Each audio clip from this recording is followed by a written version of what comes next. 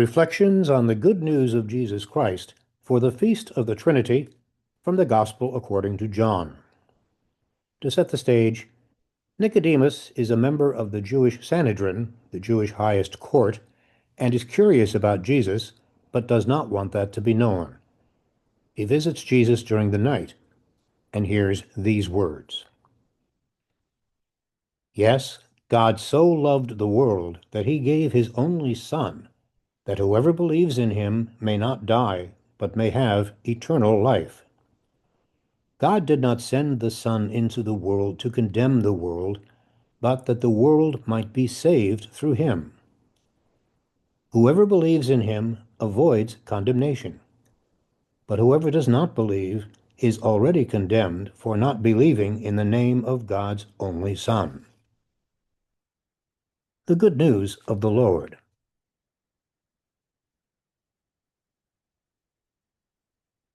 How do we explain the Trinity, three persons in one God? Simple. We cannot.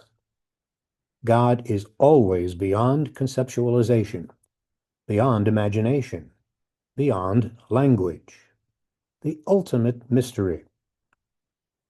Which does not mean that we cannot know anything about God.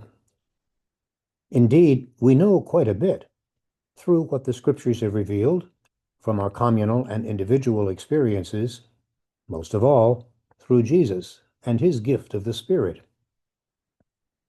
But even with all of that, thinking that we know God would be like thinking that we know all about the universe because we have looked at the sun, or that we have plumbed the mystery of another person after a single encounter. Let's face it, we never totally understand another person, or, for that matter, ourselves. There is always more mystery to discover. Yes, God is the ultimate mystery, and each of us, made in God's image, reflects some part of that mystery. Rather than getting lost in arcane theological discussion, perhaps we can recognize some of those reflections of God's mystery by doing what Jesus did, telling stories. He's the first one in his family to go to college. His mom and dad have sacrificed mightily to make this dream possible for him. He's worked hard too, taking on 2 part-time jobs to help cover the expenses his scholarships and grants don't cover. But Tuesday afternoons are sacred.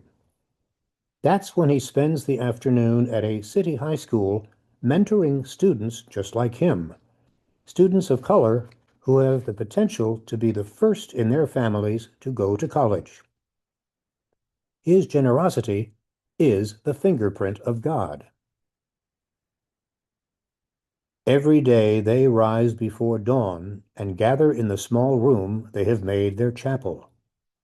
They are a community of 5 religious sisters. 2 sisters are from the United States who have spent more than 40 years working in Ghana. The other 3 sisters are natives of Ghana. After morning prayer and a simple breakfast, the sisters go to work in their clinic, the community garden they tend with some of the women of the village, and the small preschool they run for the village children. The villagers, many of whom are not Christian, love the sisters not only for their work, but for the simplicity and generosity of their life among them. Simplicity and charity that are the fingerprint of God. They have 3 children of their own, and like all families, making the household budget work each month is a challenge.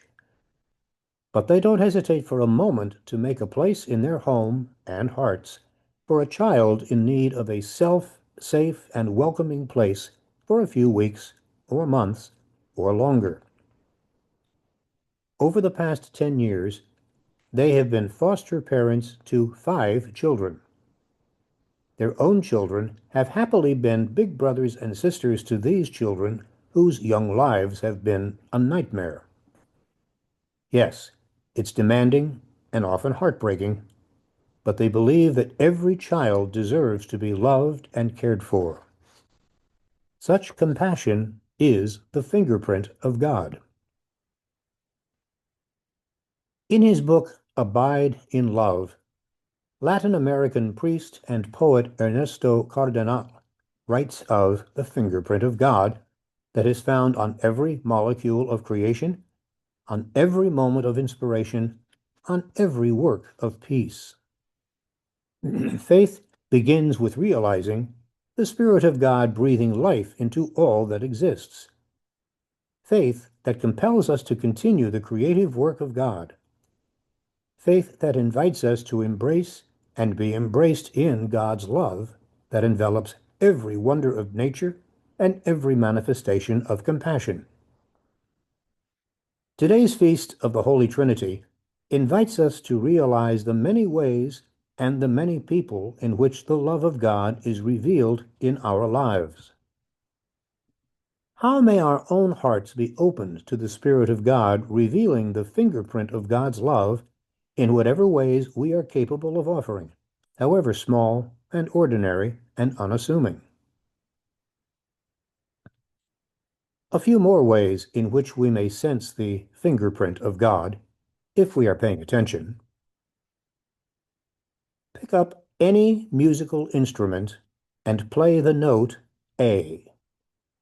That particular sound has been A since the beginning of time. It will be A today and tomorrow and next week. It will be A 1,000 years from now. Whether it is heard in an aria from a Mozart opera, a Stephen Sondheim composition, or a guitar riff from Eric Clapton, that singular sound is A. The most important tool in a good carpenter's toolbox or on a designer's drafting table is the T-square.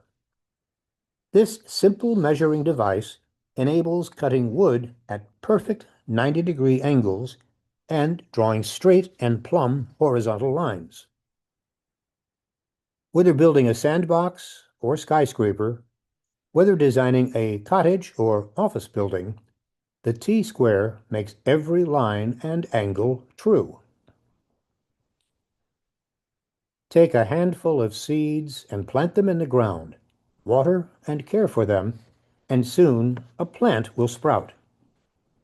Every seed has the potential to produce a bountiful harvest for the family table, or a garden of great beauty and delight.